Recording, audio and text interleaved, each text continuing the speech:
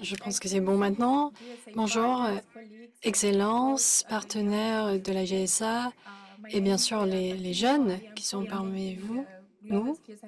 Je suis coordinatrice de la mission pour l'Académie mondiale des compétences et je suis ravie d'être ici aujourd'hui, surtout dans cet espace très spécial, et j'aimerais remercier toute l'équipe de Learning Planet Institute de nous avoir accueillis pour cette célébration aujourd'hui.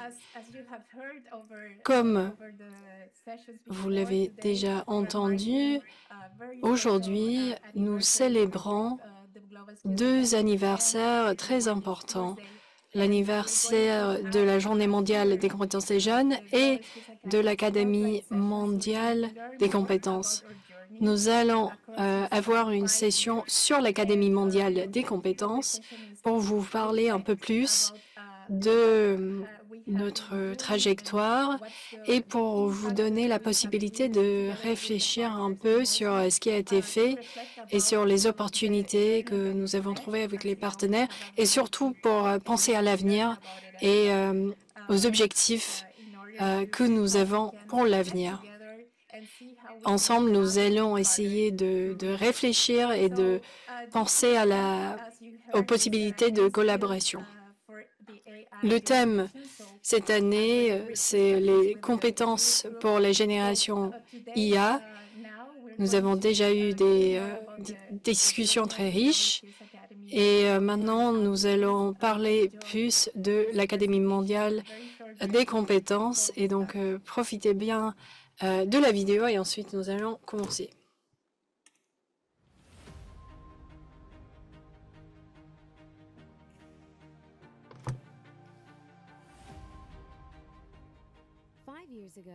Il y a 5 ans, l'UNESCO a lancé l'Académie mondiale des compétences sous l'égide de la Coalition mondiale pour l'éducation pour répondre à un besoin urgent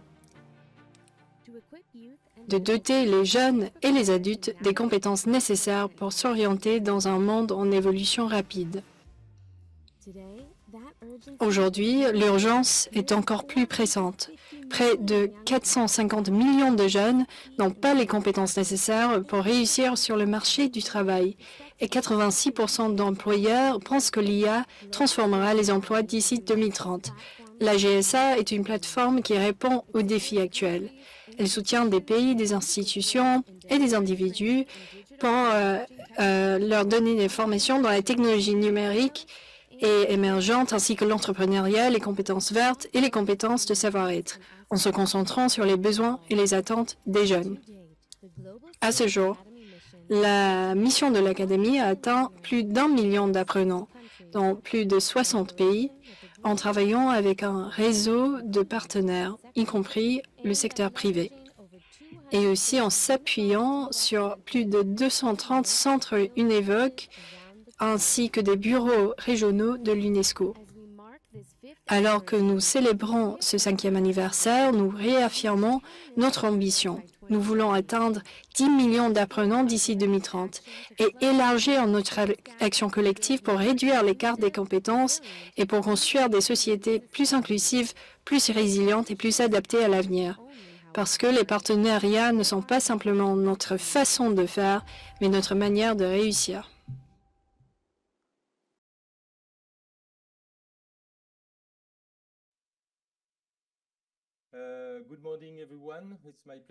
Bonjour à toutes et à tous. C'est un plaisir d'être parmi vous pour célébrer cette journée mondiale des compétences des jeunes.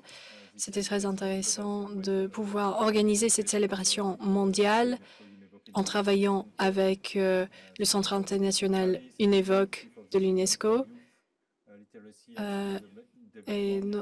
Je suis basée à Paris dans la section pour la jeunesse, l'alphabétisation et le développement des compétences. Sous la direction pour la politique. Nous n'avons pas beaucoup de temps aujourd'hui, mais je vais partager avec vous un aperçu sur l'Académie mondiale des compétences. Stefania Giannini en a parlé, ça fait 5 ans. Elle a été lancée en 2020. C'est vraiment un trésor que nous avons et il faut l'utiliser. Nous avons un bébé très actif qui veut ne pas simplement marcher, mais aussi courir. Et on veut qu'il aille encore plus vite dans les années à venir pour pouvoir atteindre notre objectif. Donc, je vais faire une petite présentation sur l'histoire de l'Académie et aussi sur nos objectifs pour l'avenir. Le lancement a eu lieu en 2020. C'était dans un contexte difficile, une crise mondiale avec la pandémie COVID-19.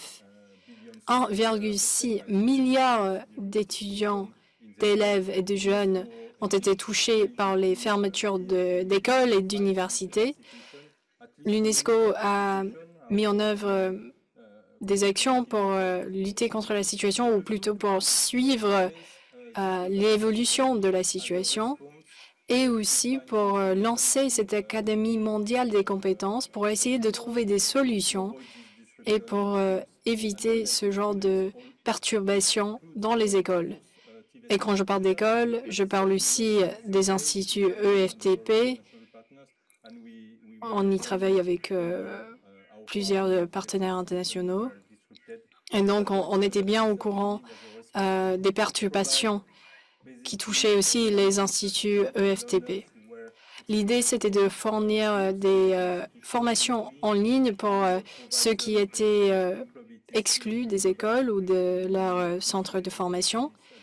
Et l'idée aussi était de leur doter de compétences, non seulement les compétences numériques. C'était la réponse de l'UNESCO, mais sous l'égide de la Coalition mondiale pour l'éducation, qui s'occupe des enseignants et des écoles. Mais avec la GSA, on regarde plus les compétences pour l'emploi. Ça fait maintenant 5 ans. Nous avons de plus en plus d'engagement de la part du secteur privé, mais aussi de la part des organisations multilatérales telles que l'OIT et le CDE. Et donc, nous allons en parler un peu plus tard. Mais nous avons beaucoup de partenaires qui travaillent sur l'éducation mondiale, plus de 230.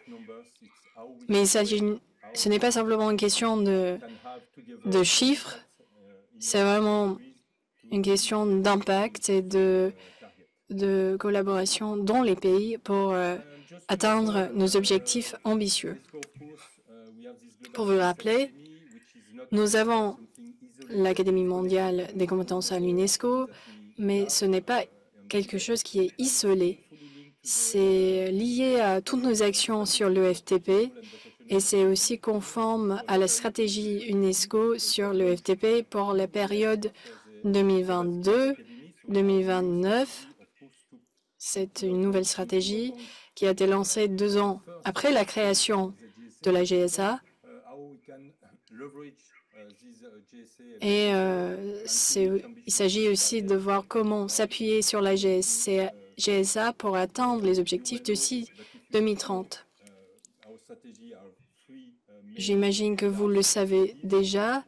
Nous avons 3 piliers principaux: développer des compétences pour les individus, développer des compétences pour des économies et pour des sociétés pacifiques. Donc, vous pouvez voir que la GSA est tout à fait liée à ces 3 piliers. Nous autonomisons les jeunes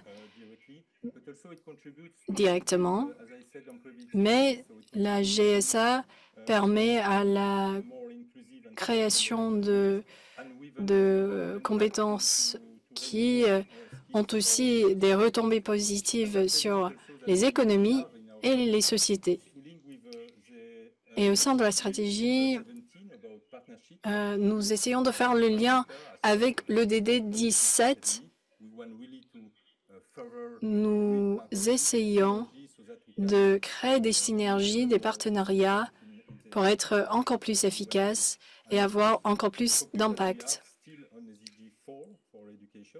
Nous nous concentrons bien sûr sur le DD4, sur l'éducation, notamment sur les objectifs pour l'EFTP, et c'est aussi lié à l'EDD 8 sur l'emploi.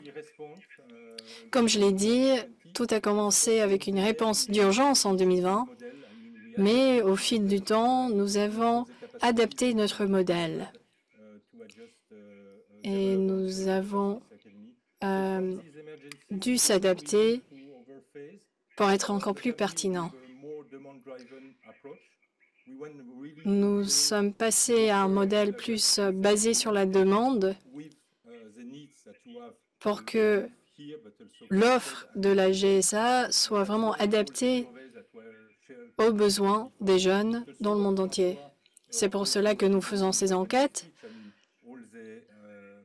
Comme François l'a dit tout au début, il y a beaucoup de plateformes que l'on peut utiliser pour mieux comprendre les besoins des jeunes. Et ça, c'est critique pour pouvoir répondre aux besoins des jeunes. Nous avons aussi essayé d'élargir. On veut atteindre 10 millions de jeunes d'ici 2030. Je vais parler un peu plus de la stratégie plus tard. Il faut qu'on identifie les mécanismes les plus utiles pour pouvoir atteindre ces objectifs.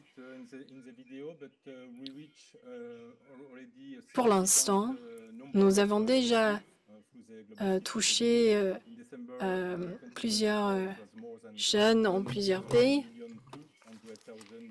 1,2 million d'apprenants qui ont été touchés par les projets de la GSA dans plus de 63 pays. Bien sûr, il y a beaucoup de priorités sur l'Afrique. Nous avons aussi la priorité genre à l'UNESCO.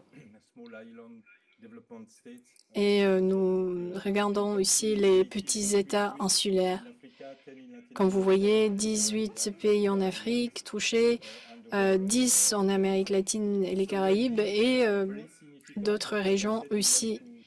C'est déjà assez important, mais nous voulons en faire plus. Nous avons des partenaires brillants. Je ne vais pas citer tous les partenaires, mais nous en avons plus de 25.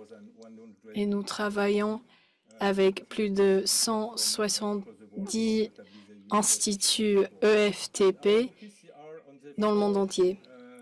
Nous nous concentrons sur ces 4 carrés que vous voyez sur l'écran. Bien sûr, les compétences numériques qui sont au cœur de ce que l'on fait. C'est très pertinent pour la jeunesse et on le voit dans les enquêtes. On travaille avec Microsoft, avec KPMG, IBM, parmi d'autres, pour donner des compétences numériques aux apprenants. Les compétences vertes sont très importantes ici. Nous avons travaillé avec des partenaires sur cela. Nous avons fait un programme de mentorat avec KPMG.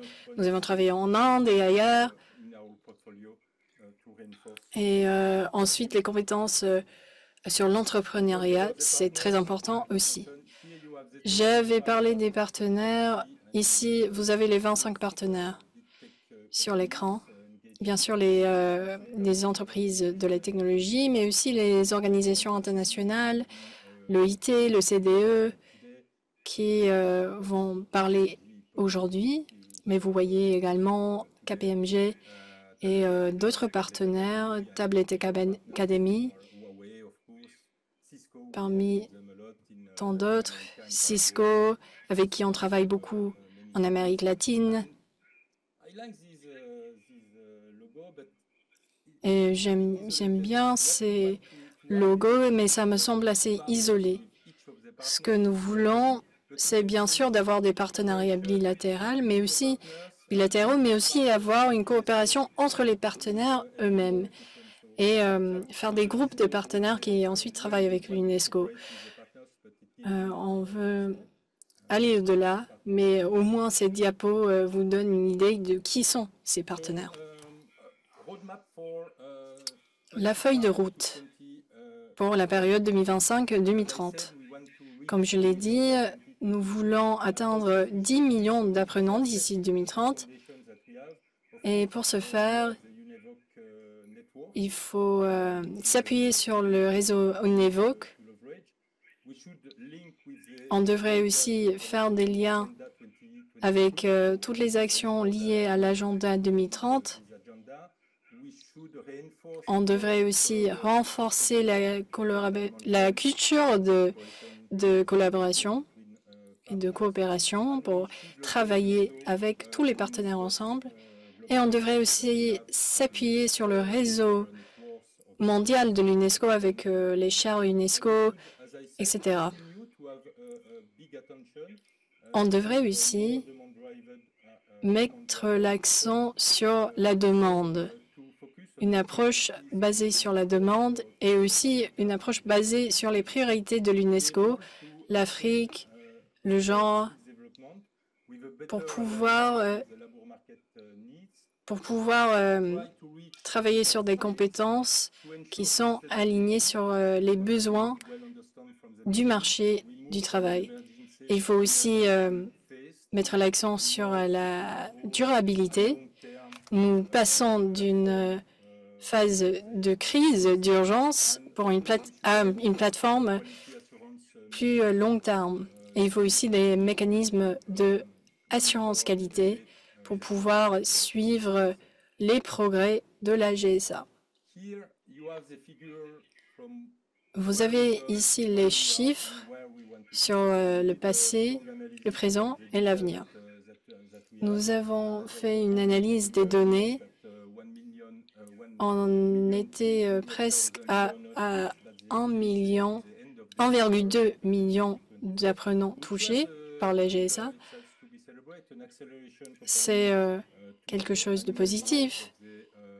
C'est une accélération comparée aux années précédentes. Vous voyez que nous avons les chiffres ont augmenté de presque 40%. Mais si on regarde vers 2030, nous sommes sur la bonne voie, mais il faut aller encore plus vite pour atteindre une croissance annuelle de 44% pour qu'on puisse atteindre cet objectif de 10 millions d'apprenants d'ici 2030. C'est notre ambition et c'est ce que nous voulons atteindre comme objectif jalon quantitatif. Cette stratégie n'est pas nouvelle. Elle a été établie il y a des années. On évalue, on réajuste avec les enseignements tirés en mettant en œuvre l'action à travers la GSA. Alors, comment procéder? Il ne s'agit pas simplement de faire des projections et des objectifs en l'air. Il nous faut mettre en œuvre la méthode qui nous permet d'atteindre ces objectifs chaque année. Voici ce que nous voulons activer comme levier. D'abord, mobilisation de ressources, c'est essentiel, c'est clé. Nous avons besoin de muscles. Nous avons besoin de force pour pouvoir mettre en œuvre la GSA parce qu'il s'agit d'un projet, d'une plateforme, un programme ambitieux qu'il faut mettre en œuvre. Nous devons nous adapter aux langues locales. Il y a différentes actions qui doivent être contextualiser, tenir compte des besoins du contexte local.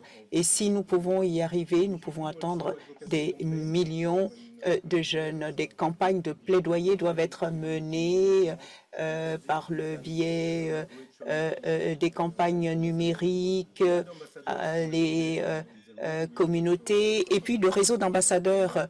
Nous avons des ambassadeurs dans la salle. Nous avons un représentant du Kenya et tout ce réseau est important. Nous avons apporté notre appui au Kenya, à l'Inde récemment. Nous devons tirer les enseignements de tout cela pour voir comment nous pouvons mettre ces actions à l'échelle. Nous devons travailler sur l'innovation, dans l'apprentissage et Par exemple, avoir des contenus itératifs et nous avons besoin également de l'institutionnalisation. Il faut que l'on établisse le lien avec les stratégies nationales, au moins sur le FTP. Plus nous y arriverons et plus nous pourrons assurer la viabilité du GSA. Et puis nous avons bien sûr la connectivité qui est importante. Il faut travailler avec les partenaires des télécommunications, avec d'autres partenaires pour atteindre nos objectifs. Il faut élargir sur le plan géographique. Vous savez qu'il y a un potentiel en Afrique, dans d'autres régions. Nous travaillons en Afrique, peut-être pas suffisamment. Nous pouvons voir comment renforcer notre soutien. Nous avons commencé par l'Amérique latine, les Caraïbes, et nous voulons élargir. Voilà ce que nous voulions partager avec vous. Mais vous voyez tous ces leviers que nous voulons mettre à profit, exploiter.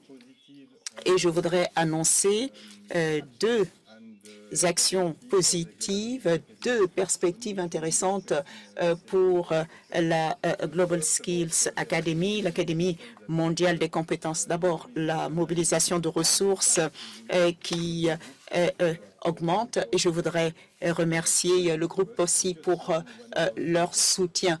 Je viens d'apprendre il y a juste une heure que nous avons reçu votre contribution pour soutenir la GSA et cela va permettre de mettre à l'échelle les actions, mais également soutenir l'octroi de bourses dans certaines régions en Afrique, en Amérique latine, mais également dans les petits États insulaires en développement. Merci pour votre soutien.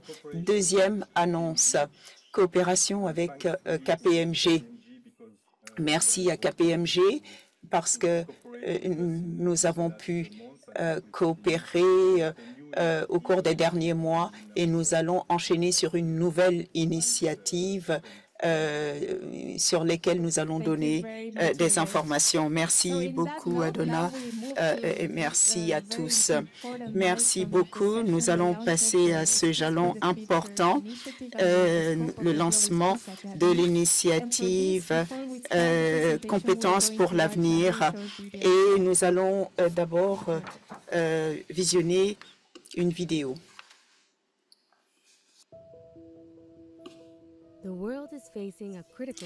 Le monde est confronté à un déficit critique de compétences et une éducation de qualité n'a jamais été aussi urgente. Alors que la technologie transforme le monde du travail, des millions de jeunes risquent d'être laissés pour compte.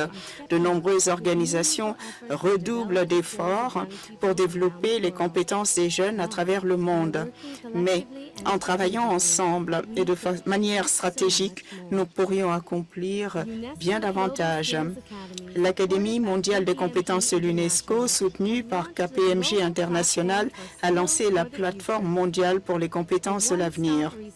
Une ressource unique qui rassemble les efforts à grande échelle du secteur privé, de la société civile et des jeunes afin de combler le déficit de compétences et autonomiser la prochaine génération.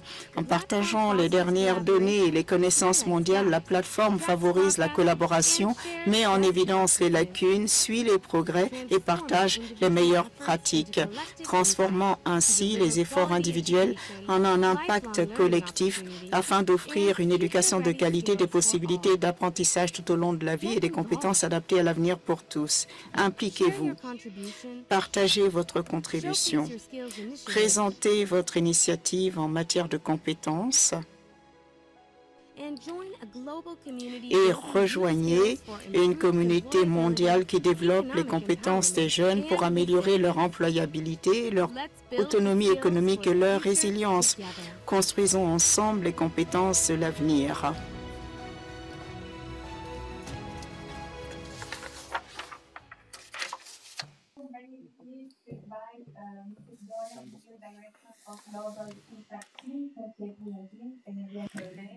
L'interprète est désolé, mais la qualité du son ne permet pas l'interprétation.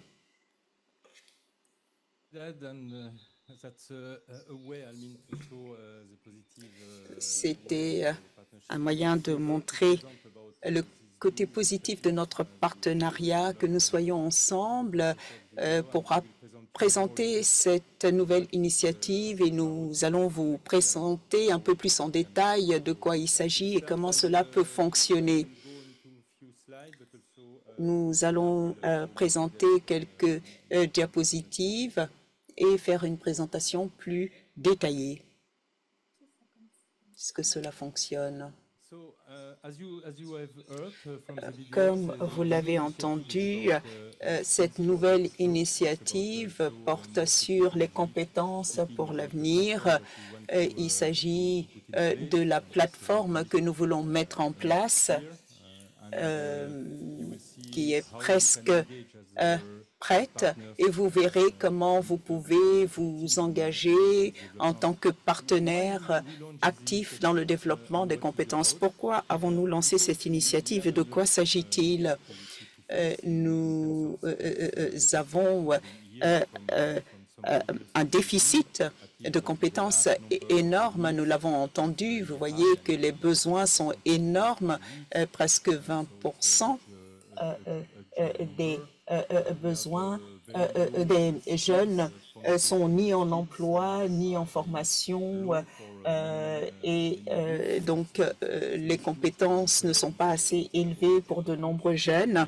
Donc, c'est un problème pour entrer sur le marché du travail. Comme Stéphanie l'a dit, nous avons 1,5 million de jeunes qui ne sont pas dotés des compétences nécessaires pour s'y retrouver, trouver leur place sur un marché qui évolue très rapidement.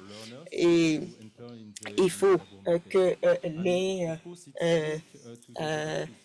apprenants puissent pouvoir entrer sur le marché du travail. Alors, nous avons évidemment l'académie, mais nous avons l'Académie mondiale des compétences, mais les enseignements tirés de cette initiative peuvent être utilisés. Alors, nous voulons renforcer ce départ avec de nouveaux partenaires dans l'année à venir. Il s'agit également de contribuer à l'agenda mondial de l'éducation, l'ODD 4 et l'ODD 8, un emploi décent. Nous espérons que cette plateforme Compétences pour l'avenir sera un atout pour mobiliser d'autres partenaires, en plus de ceux que l'on a déjà dans la GSA. Nous pouvons augmenter les nombres et également renforcer la qualité du partenariat pour avoir un impact plus important. Et maintenant, nous allons donner des détails sur le tableau de bord, les statistiques et les objectifs que nous voulons atteindre. Alors, il s'agit d'un engagement volontaire. De quoi s'agit-il? Il s'agit de réunir les partenariats, les engagements volontaires de tous les partenaires que nous avons dans le monde. Nous avons les partenaires de la GSA, mais nous voulons essayer de les intégrer sur cette plateforme pour aller de l'avant. Nous avons les perspectives d'apprentissage tout au long de la vie pour améliorer l'employabilité et l'autonomisation économique. Nous avons des domaines spécifiques où ces partenaires travaillent. Il s'agit peut-être de financement, de programmes d'apprentissage numérique, peut-être également travailler avec les jeunes, avec les NINI, former de jeunes entrepreneurs. Ce sont des domaines d'où les partenaires peuvent venir. Quels sont les engagements que nous envisageons? Ils sont au nombre de 5. D'abord, il faut que ce soit focalisé, centré, bien localisé sur le plan géographique, sur le plan thématique, sur le plan d'objectifs. Plus nous sommes focalisés, plus nous avons de données ventilées et plus nous pouvons avancer en termes de partenariat avec la GSA. Il faut que ce soit quantifiable également.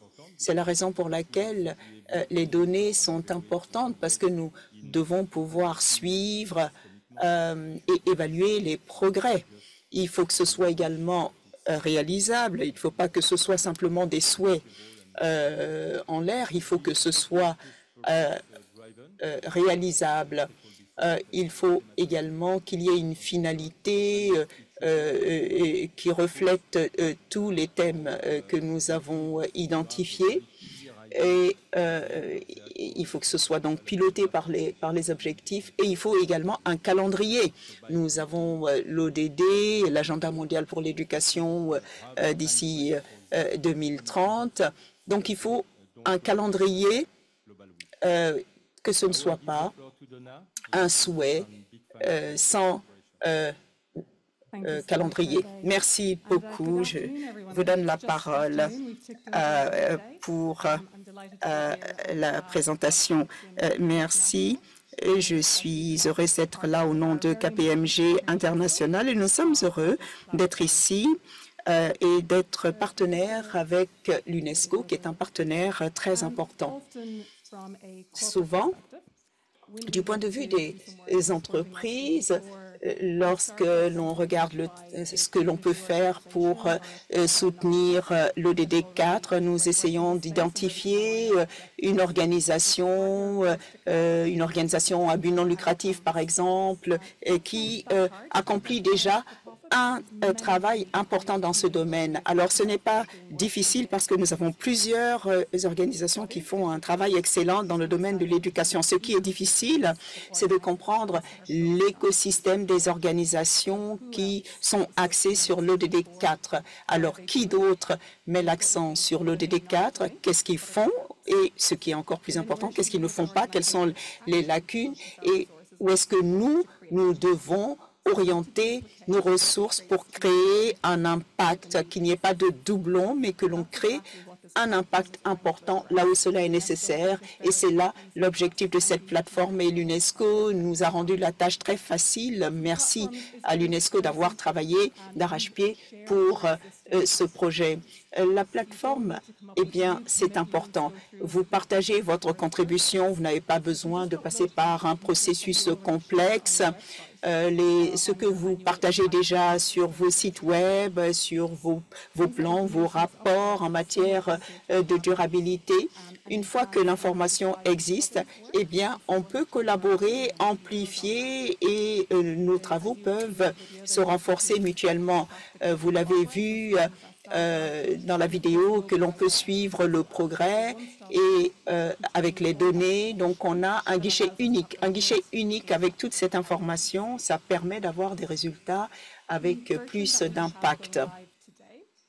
Alors, la version qui va être déployée met l'accent sur des partenaires, 8 en nombre. Cela montre qu'il y a à peu près 30 millions d'étudiants que l'on peut atteindre avec ces 8 organisations initiales pilotes autour de 149 pays dans le monde. Donc, nous voyons que ce sont des informations puissantes. Alors, il y a une vidéo, mais c'est une démonstration sur ce à quoi cela ressemble lorsque vous allez sur le site. Alors, j'espère que cela va fonctionner. Alors, est-ce que ça fonctionne?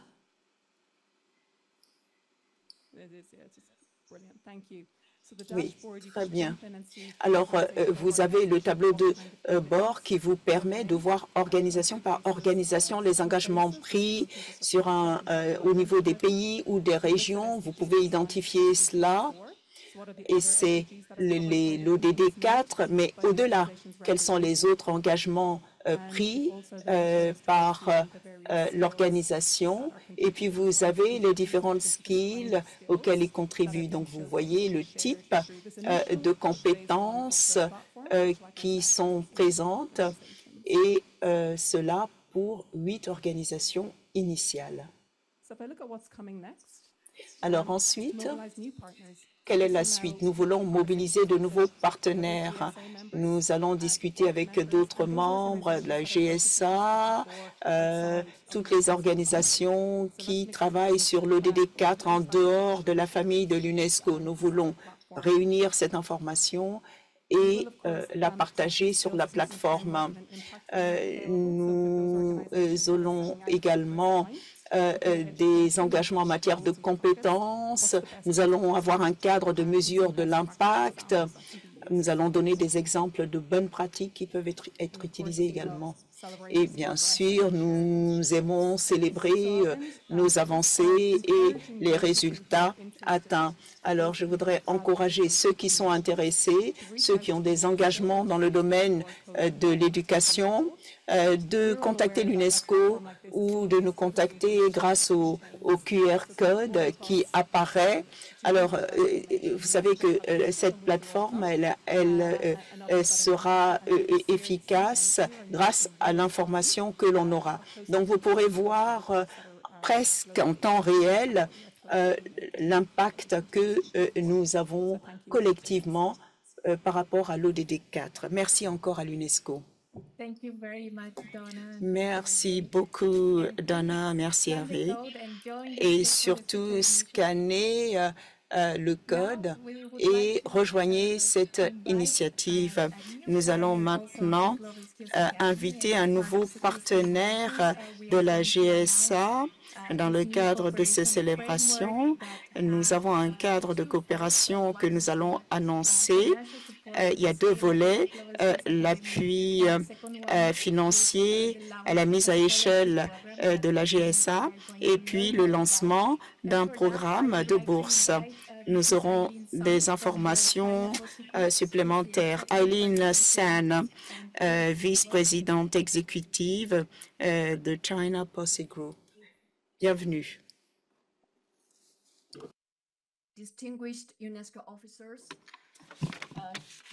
Distingués représentants de l'UNESCO, chère Soledad, merci beaucoup de m'avoir invité à prendre la parole aujourd'hui. Chers collègues, jeunes amis, bonjour, je m'appelle Sun Aiping. Je suis vice-présidente exécutive de China Posse Group, qui est partenaire de cette initiative, et c'est un honneur pour moi de partager avec vous les pratiques du groupe China Posse dans la gouvernance mondiale de l'éducation. En tant qu'investisseur dans l'enseignement et la formation technique et professionnelle en Chine, nous sommes partenaires du ministère de l'Éducation en Chine.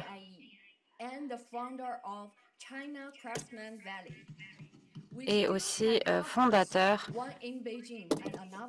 de nombreuses initiatives, et nous sommes présents à Pékin ainsi qu'à Hong Kong. China Posse a mis en place un réseau très ancré dans la Chine et très bien connecté à l'échelle mondiale.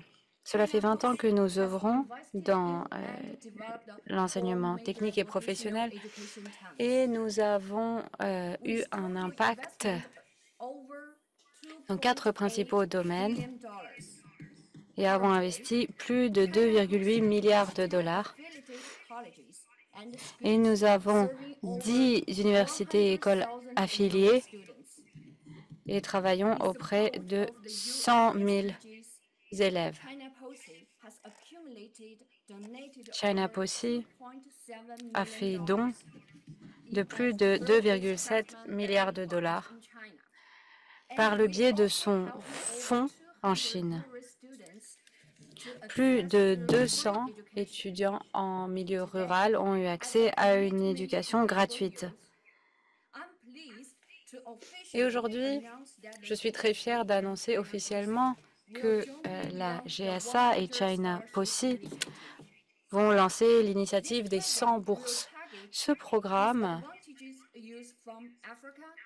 se destine à des jeunes défavorisés en Afrique, en Amérique latine et issus des petits États insulaires en développement. Il s'agit d'un soutien financier complet, les droits d'inscription ainsi que les voyages.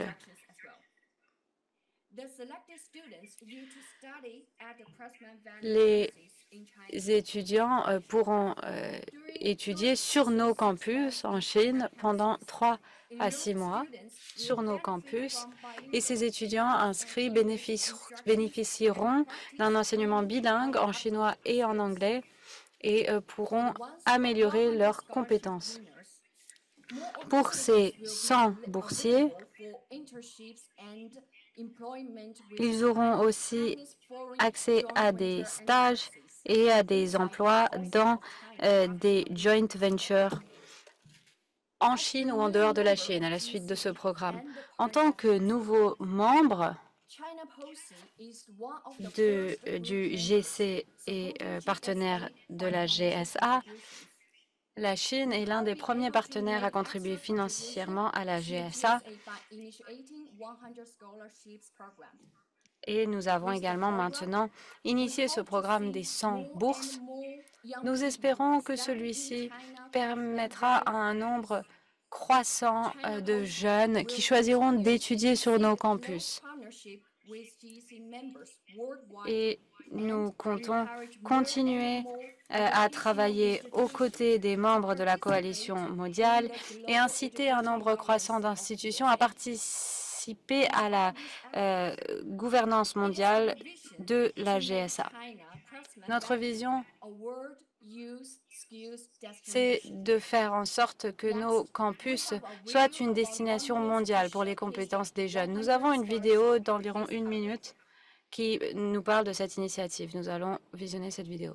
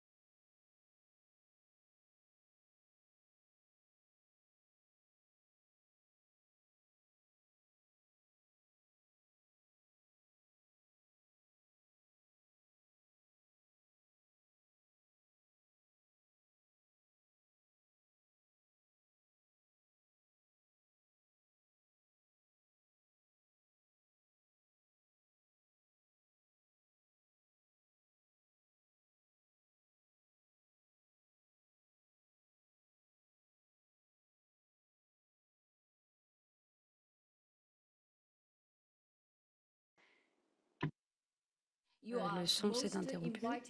Voilà. Merci. Et donc, nous vous invitons à aller sur notre site possi.com et j'aimerais aussi vous inviter à notre événement qui commence à 15h15 sur la place de marché. Nous avons des petits cadeaux pour vous, donc je vous donne rendez-vous tout à l'heure. Merci. Merci beaucoup, Madame Sohn. Et maintenant, nous passons à la dernière partie de cette session et nous allons entendre un certain nombre de personnes, les États membres et aussi des partenariats de l'Académie mondiale des compétences, la GSA. Nous allons nous intéresser à certaines actions et initiatives que nous avons déployées avec l'Académie mondiale de par le monde. Et puis, nous entendrons également l'un des représentants des jeunes pour conclure. Nous sommes un petit peu en retard, mais ensuite, nous partirons déjeuner. Alors, c'est un grand honneur pour moi maintenant de laisser la parole à son Excellence, le représentant du Kenya, Monsieur Peter Nugre. Vous avez la parole, Excellence.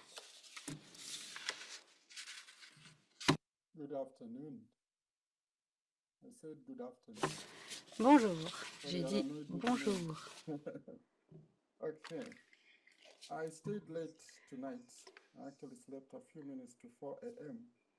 Alors, je me suis couché très tard hier soir. Je me suis couchée un petit peu avant 4 heures parce que je préparais ce discours. Et d'habitude, les diplomates demandent à leur personnel d'écrire leur discours. Mais cette fois-ci, j'ai pu demander à mon ministre ainsi que d'autres contributions pour garantir que ce soit intéressant. Donc, Excellence, chers panélistes, chers collègues, merci à l'UNESCO, l'UNEVOC, la GSA, M. Boren Chakroun, grand ami et partenaire. Je suis heureux de me trouver ici avec des représentants de Cisco, Tablet Academy, parmi d'autres, Junior Achievement aussi. Le Kenya est parmi les 6 pays africains qui ont élaboré et lancé une stratégie pour l'IA en avril 2025. Et cette feuille de route permet l'adoption éthique et inclusive de l'IA pour le gouvernement, l'industrie et la société civile. Le Kenya n'est pas seulement consommateur des technologies IA, mais prépare l'Afrique à jouer un rôle pionnier. Les principes IA que nous avons rédigés avec le département des sciences et des technologies, l'ambassade britannique et d'autres entités entérinent une conception axée sur l'humain, la transparence, la redevabilité, la vie privée, l'inclusion, la non-discrimination et la durabilité qui sont la pierre angulaire de toute initiative IA. Mesdames et messieurs, le profil démographique du Kenya présente des défis ainsi que des opportunités. L'âge médian est de 20 ans, et près de 80% de notre population a moins de 35 ans. Et chaque année, 800 000 jeunes Kenyans arrivent sur le marché de l'emploi. Je parle d'un marché de l'emploi, mais en fait, c'est un marché sans emploi. L'équiper ces futurs dirigeants de compétences IA est essentiel pour favoriser l'entrepreneuriat et les intégrer sur le marché du travail et permettre la croissance économique. Le Kenya est l'un des pays en Afrique qui a essayé de se préparer à l'IA sur la base de données probantes et nous avons rédigé un rapport sur la préparation du Kenya à l'IA qui parle des forces, des lacunes qui persistent et des défis auxquels il faudra s'attaquer pour créer un écosystème IA prêt à affronter l'avenir. Et il faut créer des infrastructures de données robustes, accroître la capacité de calcul, faire grandir les talents et travailler aux côtés d'innovateurs.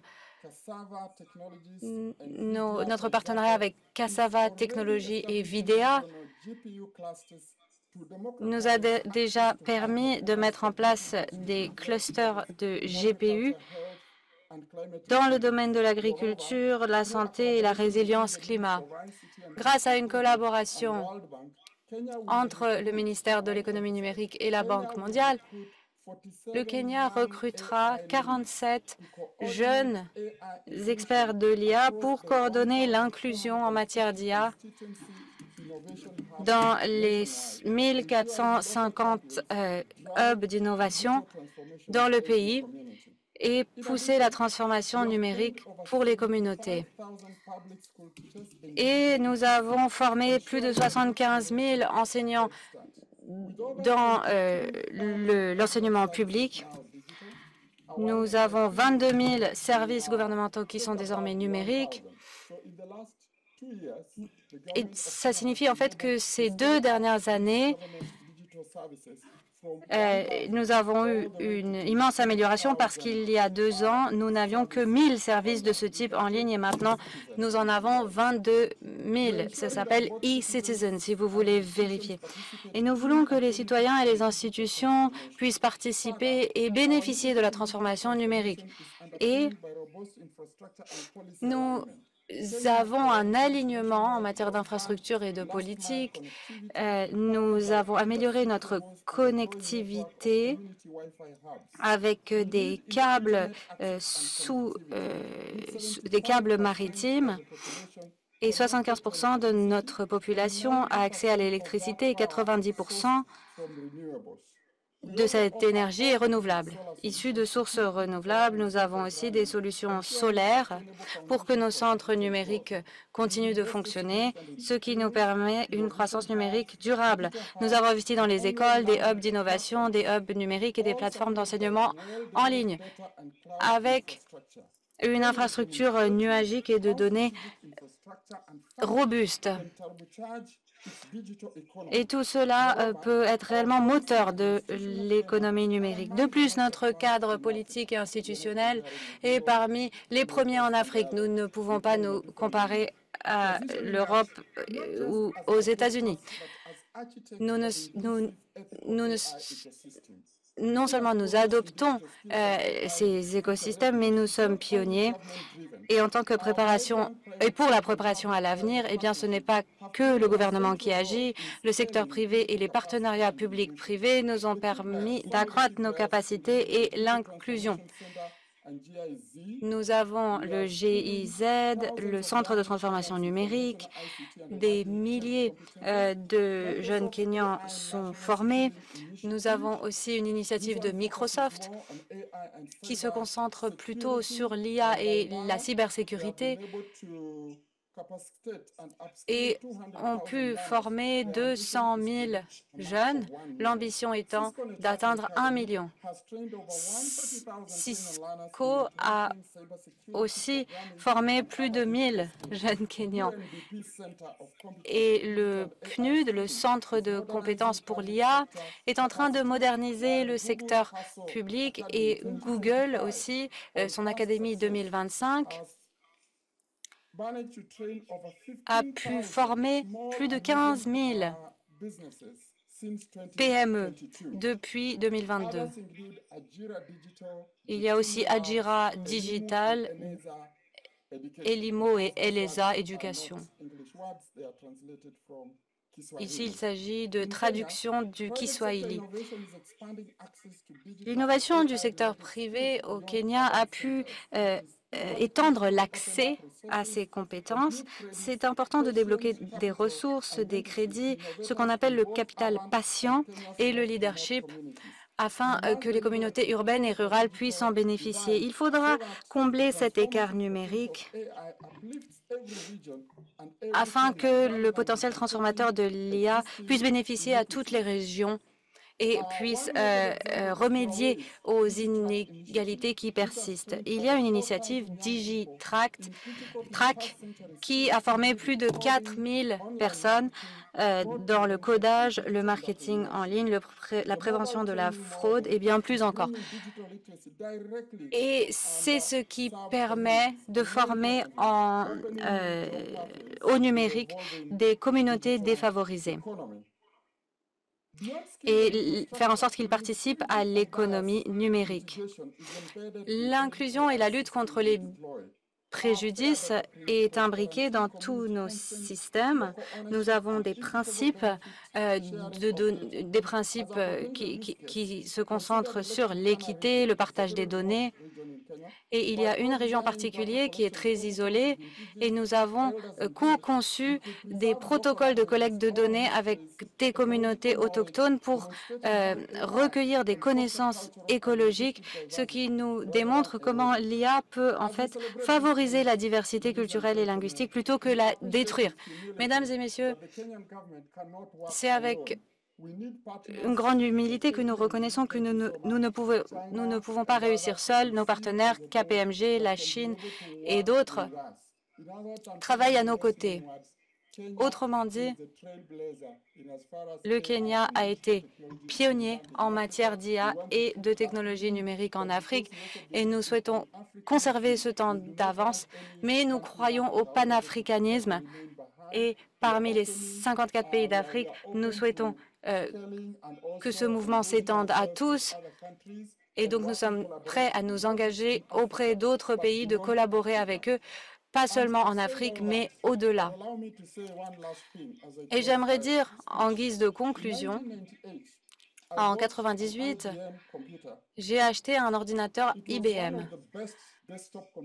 C'était l'un des meilleurs ordinateurs à l'époque et je voulais lancer une entreprise et ça m'a coûté 150 000 shillings kenyans en 1998. Certains d'entre vous n'étaient sans doute pas nés. Eh bien, j'aurais pu m'acheter un terrain, un beau terrain avec 150 000. Mais j'ai pu acheter cet ordinateur avec une mémoire d'1 giga. Ça semblait peu, mais j'ai parlé avec mon ami qui a été parmi les premiers ingénieurs à travailler sur cette première génération d'ordinateurs. Et cette dame, la professeure So, a dit que ce premier avait une mémoire de 64 MB. Donc, nous avons vraiment connu des miracles. Ces 30 dernières années, nous sommes passés d'un gros ordinateur de 1 giga. Tout le monde m'enviait à cette époque, mais aujourd'hui, on en rirait parce que ce n'était pas un bon investissement. Donc, vous êtes vraiment à la pointe. Les technologies qui sont développées sont extrêmement prometteuses, permettent de créer des emplois, donnent aux jeunes l'indépendance dont ils ont besoin. Et il est vrai que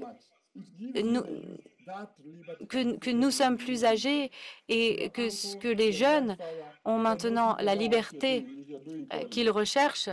Donc, par exemple, votre grand-père ne sait même pas ce que vous faites lorsque vous faites du codage. Vous pouvez, depuis votre chambre, devenir milliardaire et avoir un impact sur des vies à des milliers de kilomètres de chez vous. Donc, faites-le, non seulement pour vous, ni pour votre pays, pas seulement pour votre continent, mais pour le monde entier. Merci.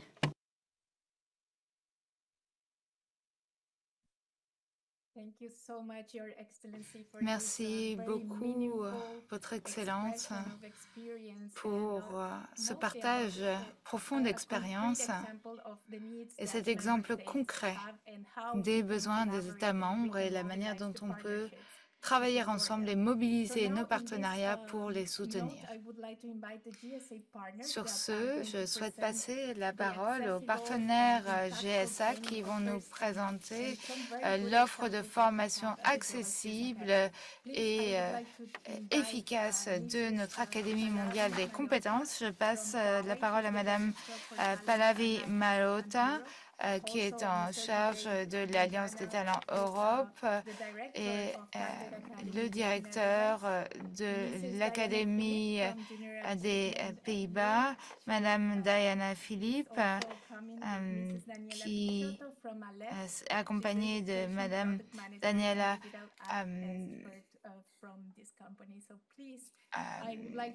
qui travaille pour la même entreprise. Je vous encourage donc à nous rejoindre ici sur scène.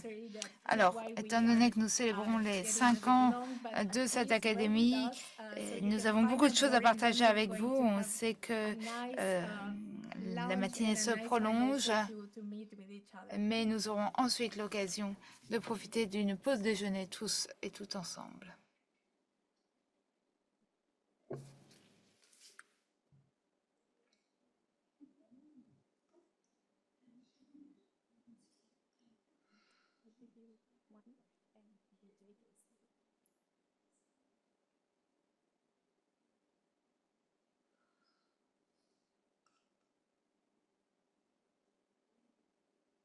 Hello.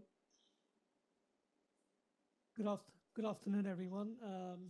Bonjour à tous et à toutes. Je suis bien conscient que l'on souhaite tous aller déjeuner rapidement, donc nous allons faire court. Mais je pense que la présentation que je vous présente ici vous sera envoyée, donc si vous avez des questions, n'hésitez pas à m'interpeller personnellement. Alors tout d'abord, je voulais commencer avec le corps enseignant et je suis ravie d'avoir vu ce matin que personne ne pense remplacer les enseignants.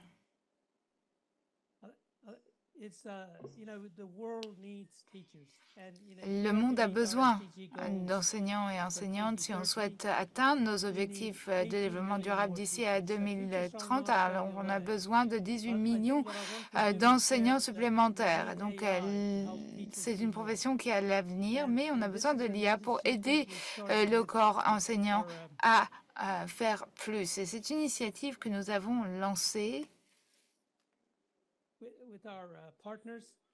avec nos partenaires.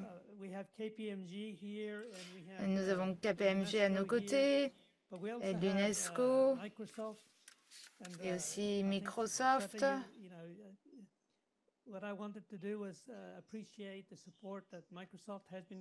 Et donc, je voulais remercier Microsoft pour le soutien qu'ils nous ont apporté. Et je voulais regarder comment on peut soutenir les enseignants et les enseignantes pour intégrer l'IA. Parce que c'est un outil qui leur permet de décupler leur impact. Alors, avec nos partenaires, nous avons défini des objectifs accessibles à court et moyen terme. Et tout d'abord, je voulais souligner qu'il faut faire la différence entre compétences numériques et l'IA. Et l'IA ne peut être utilisée de façon efficace si l'on n'a pas tout d'abord les compétences numériques. Je vais prendre l'analogie de la voiture. Si je vous dis, vous voulez une nouvelle voiture, vous allez me dire oui. Mais en fait, la première question que je devrais poser est, est-ce que vous avez un permis pour conduire cette voiture? Et donc ça, c'est l'intérêt des compétences nécessaires. Donc nous, on se focalise sur les compétences numériques des enseignants et enseignantes pour qu'ensuite ils puissent utiliser l'IA dans le cadre de leur métier. Et pourquoi faisons-nous tout cela? Nous sommes très ambitieux. Nous souhaitons aider 20 millions d'élèves pour leur décerner des certificats ou des qualifications dans le domaine de l'IA, mais ça n'est possible que s'il y a des enseignants et des enseignantes qui peuvent leur enseigner les compétences nécessaires. Et ce programme a été lancé l'année dernière. On a commencé par la Côte d'Ivoire, puis le Ghana. J'étais récemment au Kenya, dans une école EFTP et dans une université, et puis ensuite l'Inde. Et l'objectif, c'est de lancer un programme de formation des enseignants au niveau master pour que cela intègre les compétences numériques.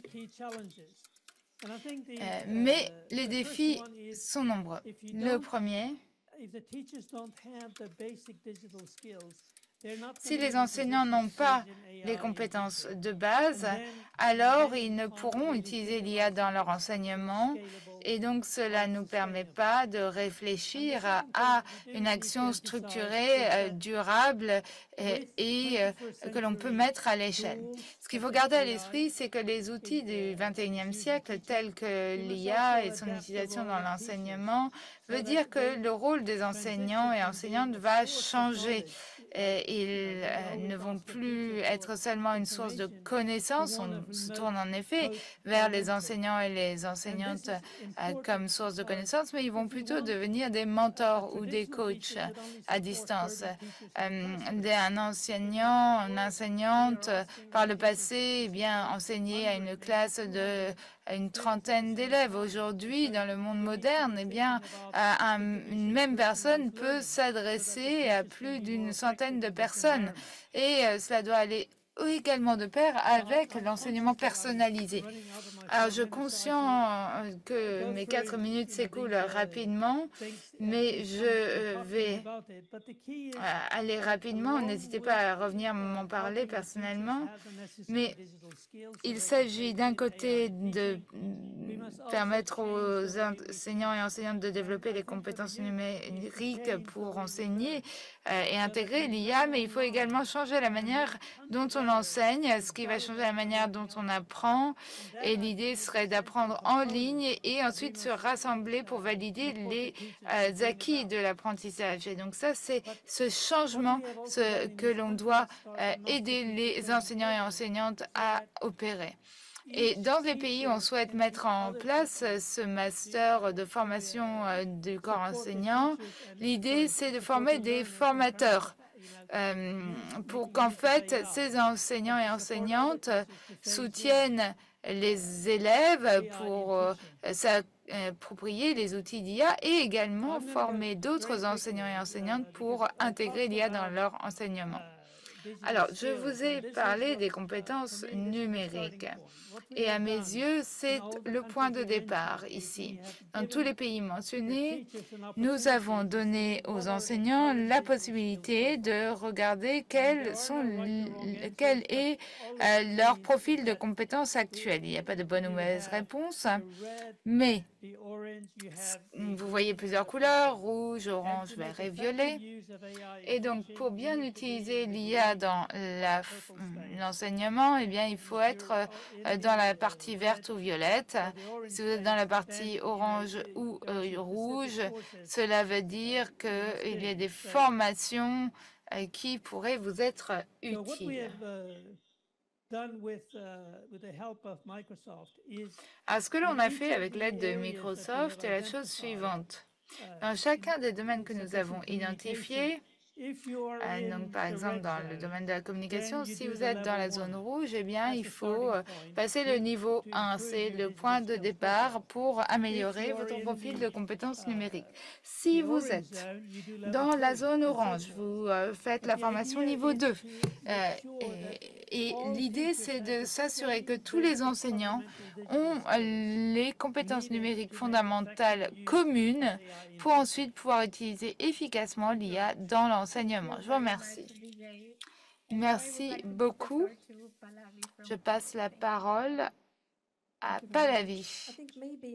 Oui, merci beaucoup. Alors, je suis devant l'écran, donc je vais peut-être me lever et utiliser le pointeur. Et comme ça, vous verrez mieux l'écran. Alors, tout d'abord, je vous souhaite à tous et à toutes une excellente journée mondiale des compétences des jeunes et joyeux anniversaire à l'Académie mondiale des compétences. Alors, Huawei travaille avec l'UNESCO depuis 2019 sur différents partenariats collaboratifs, mais c'est pas cela qui m'intéresse parce qu'on a un temps limité. Mais ce que j'aimerais regarder de plus près est la chose suivante. C'est notre partenariat avec le GSA pour créer un nouveau projet qui s'appelle l'Académie d'éthique UNESCO Huawei. Et donc, ce projet a été lancé en avril de l'année dernière, donc ça fait 1 an que l'on a ce partenariat qu'on peut également célébrer aujourd'hui. Nous avons sélectionné un certain nombre de cours conjointement pour les rendre disponibles sur le site web. Alors, il y a 2 façons d'accéder à ces formations. Soit vous allez sur le site de l'UNESCO, et si vous ne savez pas où chercher, eh bien, cherchez UNESCO GSA Huawei dans votre moteur de recherche, vous trouverez cette page et ainsi vous serez renvoyé vers la page de Huawei où les liens également fonctionnent sur cette diapositive. Et nous avons sélectionné un certain nombre de modules de formation qui sont disponibles dans 5 langues. Alors, en quoi consistent ces formations? Il y a 2 catégories de formations, des formations généralistes et des formations professionnalisantes. Et quelle que soit la formation que vous suivez, en tant qu'élève, vous recevrez un badge numérique. Donc, vous pouvez apprendre seul de façon autonome. Et ma présentation s'adresse aux élèves et aux enseignants et aux enseignantes, mais l'apprentissage, ça se fait tout au long de la vie. Donc, ça peut vous intéresser toutes et toutes. Et donc, étant donné qu'aujourd'hui, on parle plutôt de l'IA, je vous ai mis en rouge les formations liées à la question de l'IA qui sont disponibles dans les formations généralistes et les formations professionnelles. Alors pour les formations généralistes, eh bien, c'est vraiment une introduction pour voir si cela vous est utile, si cela est pertinent pour vous. Et ensuite, dans les formations professionnalisantes, eh bien, nous avons au total 250 formations au total, et il y a certaines que l'on a sélectionnées pour les formations professionnalisantes qui sont pour les professionnels, pour les aider dans l'exercice de leurs fonctions. Alors, bien souvent, on nous dit, eh bien, vous avez des formations IA, mais il y en a plusieurs. Et puis, l'IA, c'est un sujet très vaste. Mais en effet, il y a plusieurs sujets qui sont couverts par nos différentes formations. Je vous encourage évidemment à aller sur le site pour en savoir plus. Mais voici les cours d'introduction à l'IA et le type de contenu qui est traité dans ces formations. Ensuite, côté formation professionnalisante, eh bien, vous voyez le contenu également. Il y a la possibilité de faire un examen final et un examen final non seulement dans le cadre de notre badge numérique, mais également un examen final par un tiers qui vous donne un certificat d'une durée de 3 ans. Alors, qu'est-ce que l'on propose? Alors, il s'agit de ressources de formation libres d'accès, ouvertes à tous et à toutes. Et sur la base de l'enquête de ce matin, sur la base de ce que les différents intervenants et intervenantes ont dit, ça nous semble répondre à un besoin.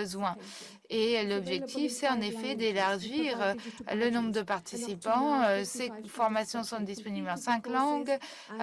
Des badges numériques récompensent vos efforts. 55 étudiants ont obtenu ce badge numérique. Et ensuite, nous avons des formations sur les compétences liées à l'employabilité pour renforcer l'accès au marché du travail des jeunes. Et c'est aussi une façon de reconnaître mondialement des certifications de l'industrie du secteur. Cela s'adresse à tout le monde.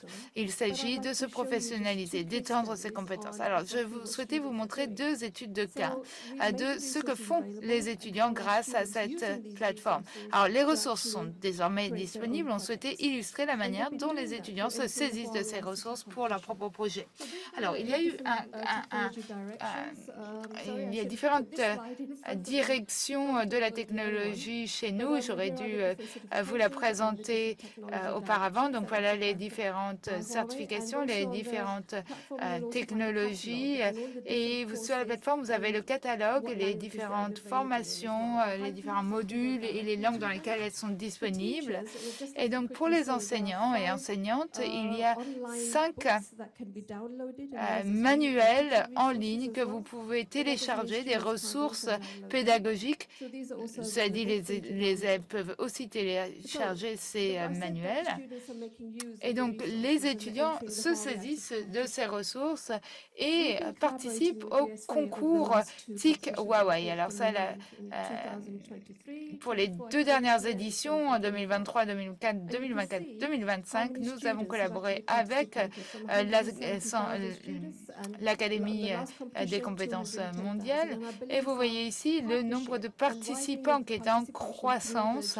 170 000 pour la 8e édition, plus de 210 000 pour la 9e édition. Et je pense que ce partenariat a rendu plus visible cette plateforme, ses ressources et donc la participation à ce concours. Donc le partenariat a été très profitable et j'espère que ce partenariat continuera de porter ses fruits. Alors, quelques exemples de la manière dont les étudiants ont utilisé les ressources et créé des projets. Donc, pour le concours, il y a différents niveaux, niveau national, régional et mondial. Je vais commencer avec le niveau mondial, avec cette équipe serbe, 3 étudiants et étudiantes qui ont créé un projet qui s'appelle HemoNext. Il s'agit d'une hémodialyse basée sur l'IA.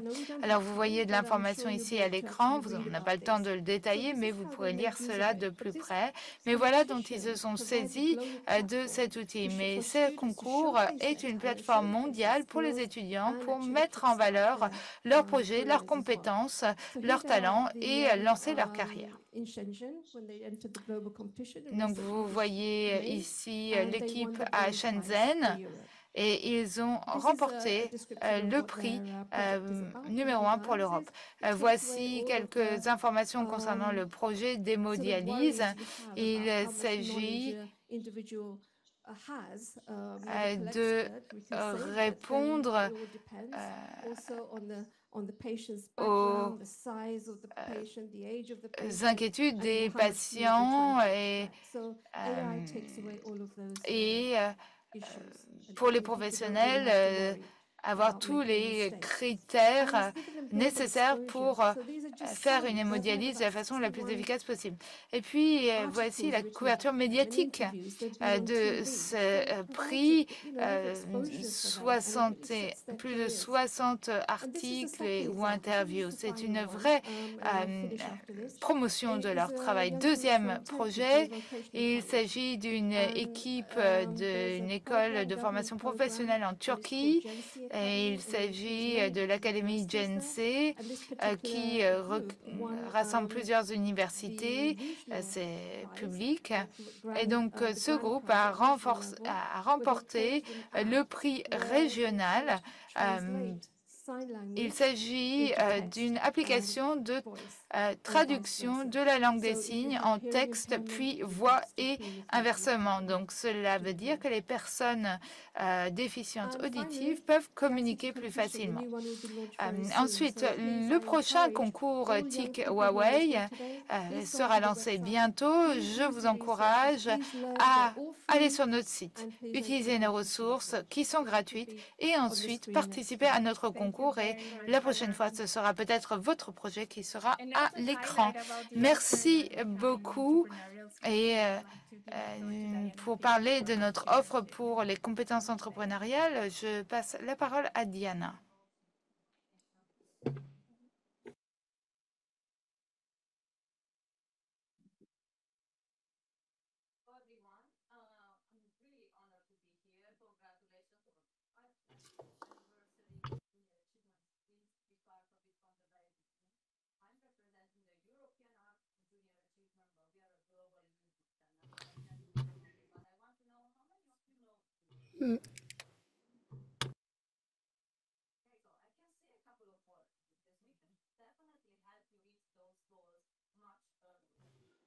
On peut vous aider à atteindre vos objectifs. J'ai choisi de parler de l'IA et l'entrepreneuriat.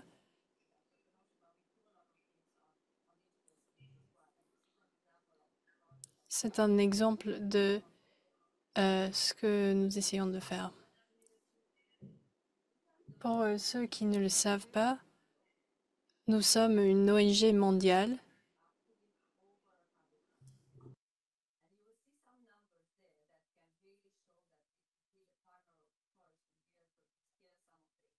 Malheureusement, il y a un problème avec le son. L'interprétation ne peut plus continuer. Merci.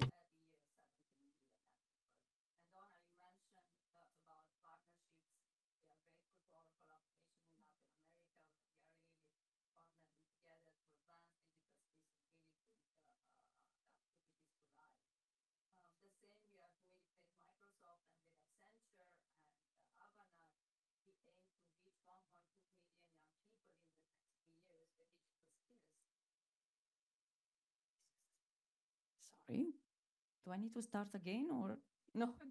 Faut que je recommence ou pas? Ok, c'est bon. Donc, nous espérons que ces activités que nous menons avec plusieurs partenaires de la GSA peuvent aider à aller vers les objectifs que nous avons. Ce que nous faisons aussi au niveau européen, c'est l'initiative de la semaine de code. On va travailler avec 25 millions de jeunes dans les années à venir. Mais aujourd'hui, j'aimerais parler d'un programme qui est très important pour nous.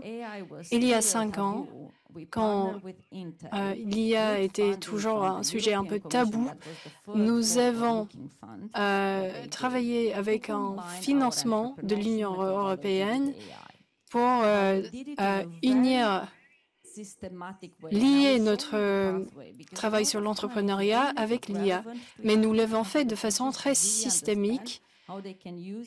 Souvent, c'est très important de le rendre très pertinent pour les élèves, pour les jeunes et pour les enseignants.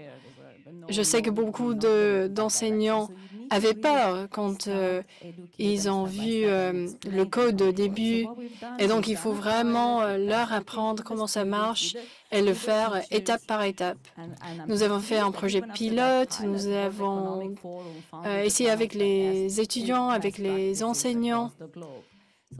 Et nous avons fait preuve de bonnes pratiques. Ensuite, nous avons travaillé avec l'Institut européen de la technologie sur le secteur alimentaire. Nous avons 12 000 jeunes qui travaillent sur la question de l'IA sur le secteur de l'alimentation. Et on peut le faire dans plusieurs secteurs. Le secteur de la santé, par exemple, et beaucoup d'autres secteurs. On le fait de façon très systémique, très structurée. Et il y a 52 heures de formation où on vulgarise un peu l'IA, on explique ce que c'est, on explique comment l'utiliser dans le monde de l'entreprise et l'entrepreneuriat. On essaye de leur montrer comment utiliser les données, comment s'inspirer de l'IA, comment apprendre, comment acquérir de nouvelles compétences, comment savoir quels outils utiliser pour préparer une présentation ou un site web, par exemple. Et ensuite, il faut savoir utiliser Jupyter et Python, mais ils apprennent de façon très pratique et donc, quand on arrive à cette étape-là, ils n'ont plus peur de ces choses-là parce qu'ils comprennent que s'ils utilisent ces outils, ils vont vraiment avoir un avantage. Comme vous l'avez dit, la dernière étape, c'est le concours, la compétition, et donc il faut montrer votre créativité, votre passion, montrant ce que vous avez.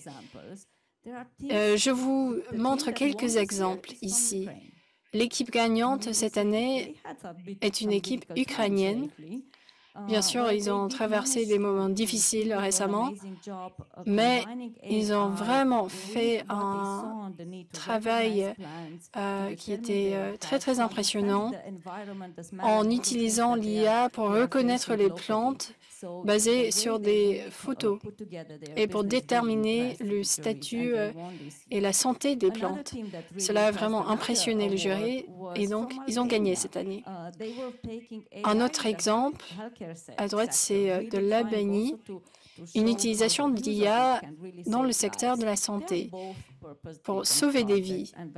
Ces deux projets ont des objectifs très clairs et sont basés sur des besoins locaux dans la communauté et même au sein de leur propre famille. Donc on voit ce que les jeunes peuvent faire. Ce sont que quelques exemples. Et les leçons à tirer. Bien sûr, il faut investir dans les écoles et les communautés. Comme les autres participants l'ont dit, il faut intégrer l'IA dans les salles de classe et il faut aussi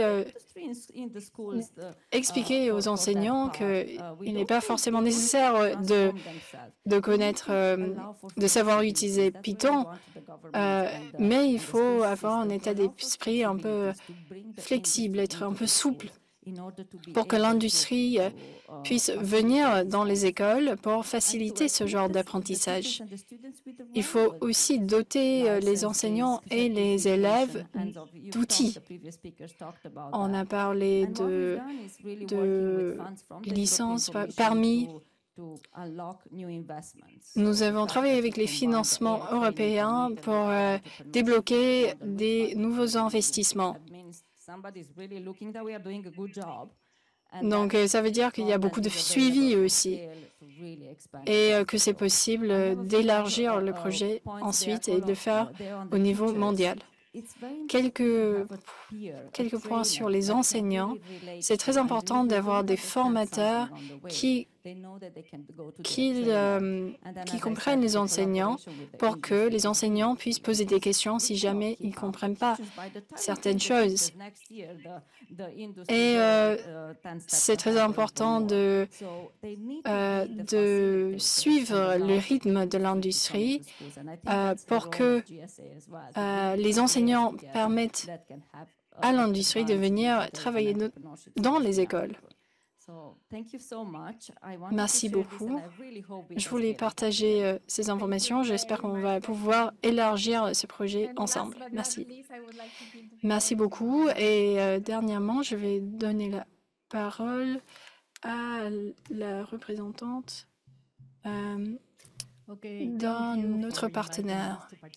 Merci de nous avoir invités à participer à ce panel. Je m'appelle Daniela. Je suis responsable d'une initiative d'éducation de l'ALEF. Je vais vous expliquer ce que nous faisons. Nous sommes une équipe de facilitateurs numériques. On travaille pour diffuser le monde numérique pour que ce monde soit accessible au marché dans plusieurs régions. Nous faisons le lien entre les publics et les entreprises à travers la publicité numérique. Nous représentons les plateformes des réseaux sociaux et donc nous faisons ce lien entre les annonceurs et les publics, les utilisateurs. ALEF a plusieurs solutions numériques en matière de capacité numérique dans plusieurs marchés sur plusieurs régions. Aujourd'hui, je vais parler de la solution compétences numériques et éducation qui est fournie avec Digital Ad Expert. C'est une initiative EdTech qui vise à fournir un accès numérique aux individus pour faire en sorte que les gens aient toutes les compétences nécessaires pour lier le monde hors ligne et en ligne, pour pouvoir débloquer les opportunités économiques dans ce monde numérique. Nous travaillons sur ce projet depuis 2021. Nous avons lancé plusieurs formations en ligne avec ALEF Core Business, surtout sur le marketing digital, avec le certificat sur la publicité numérique. Il y a plus de 25 000 d'élèves qui ont fait cette formation et nous avons pu développer des initiatives à Grenade, en Côte d'Ivoire, et nous avons aussi fait des programmes de formation de formateurs parce que c'est très important de former ceux qui ensuite vont former d'autres personnes. Et nous avons pu faire cette formation en 4 langues et avec des sessions en direct ainsi que des formats auto-apprentissage. Nous avons aussi fait une formation qui va plus en profondeur sur la performance marketing. Il y a plus de 30 formations sur plusieurs plateformes. Et pour ces formations, il y a plus de 190 000 personnes qui ont fait ces formations. Et cette semaine, je suis ravie de vous dire que nous lançons ce certificat Digital Marketing et IA. C'est la formation la plus récente qui essaye de faire le pont entre ou réduire l'écart entre les compétences recherchées et les connaissances existantes. Cette formation va donner aux élèves l'opportunité de comprendre les nouvelles tendances IA pour pouvoir améliorer leur stratégie marketing et leur campagne en ligne. On leur apprend comment utiliser l'IA pour créer du contenu, ainsi que pour analyser des données. On leur apprend comment écrire des prompts efficaces et on leur apprend tout le processus de marketing avec l'IA. Et on leur donne aussi les outils pour l'entrepreneuriat. Et on va nous assurer, nous allons aussi parler de l'utilisation éthique et responsable de l'IA. Nous croyons que c'est vraiment un élément clé pour avancer avec l'IA. Ensuite, les détails de la formation, c'est une formation qu'on peut faire à son propre rythme. 60 heures de formation, il y a des exercices pratiques, des questionnaires pour valider ses connaissances. Il y a du contenu créé avec l'IA générative, il y a des vidéos. Il y a beaucoup de contenu interactif. Je pense que vous allez vous surprendre en découvrant cela. Et à la fin, les élèves reçoivent un certificat. Et donc, à qui cette formation est-elle destinée? Tout d'abord, nous proposons cette formation à ceux qui ont déjà fait le certificat Digital Ad Certificate.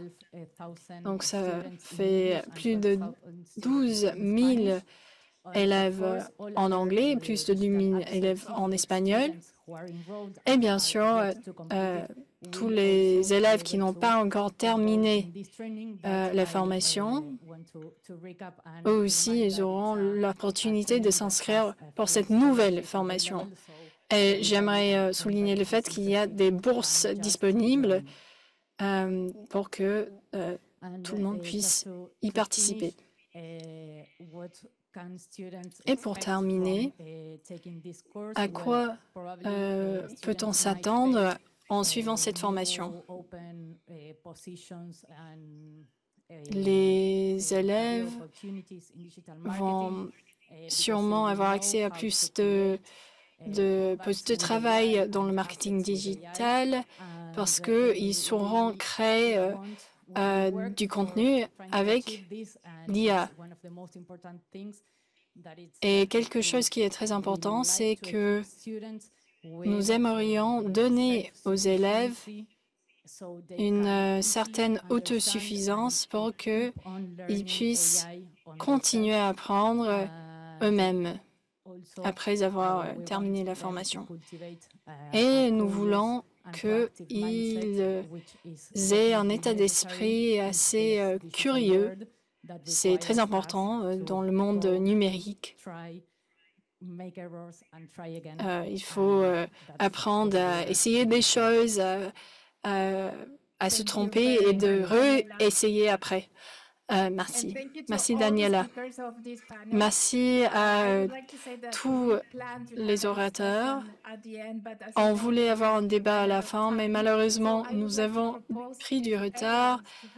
Donc, je propose qu'on continue la discussion lors du déjeuner. Vous pouvez continuer à poser des questions, à interagir et ensemble, on peut penser à comment faire mieux pour construire un écosystème de compétences inclusif, surtout avec une économie propulsée par l'IA. Et en conclusion, j'aimerais donner la parole à un représentant de la jeunesse. Bien sûr, aujourd'hui, on parle de la co-création avec la jeunesse. Donc, je vous invite à venir nous donner le dernier message pour qu'on puisse continuer les conversations en personne et aller enfin déjeuner.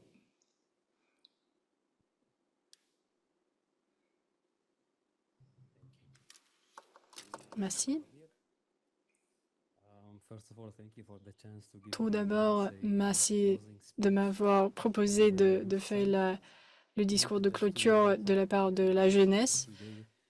Pour conclure ce qui a été dit aujourd'hui, il y a eu beaucoup d'informations très intéressantes qui est très utile pour nous en tant que jeunes.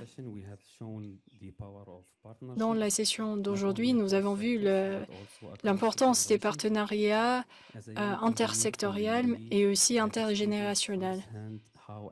Je suis ingénieur d'Émirats arabes unis et j'ai vu à quel point la technologie peut façonner l'avenir. Moi, j'ai fait partie des participants de World Skills et maintenant je travaille dans la recherche et le développement. Mais beaucoup de jeunes font face encore à des obstacles pour accéder à ces opportunités. Donc, si on veut façonner des avenirs inclusifs, il faut écouter les jeunes, comme ce que l'on fait aujourd'hui. Il faut investir dans les jeunes et concevoir des systèmes qui répondent au rythme de l'innovation aujourd'hui. L'avenir est déjà là. Et j'aimerais dire que l'IA va très, très vite et il faut qu'on essaye de suivre le rythme, que ce soit dans le secteur de l'éducation ou dans les nouvelles technologies. J'espère que tout le monde a pu tirer des éléments utiles de la conversation et je me réjouis de la perspective de continuer la conversation. Merci. Merci, Abdelaziz. Et merci à vous toutes et à tous. Merci de votre patience. Et je vous invite à continuer à regarder, à découvrir la GSA. Vous pouvez utiliser le QR code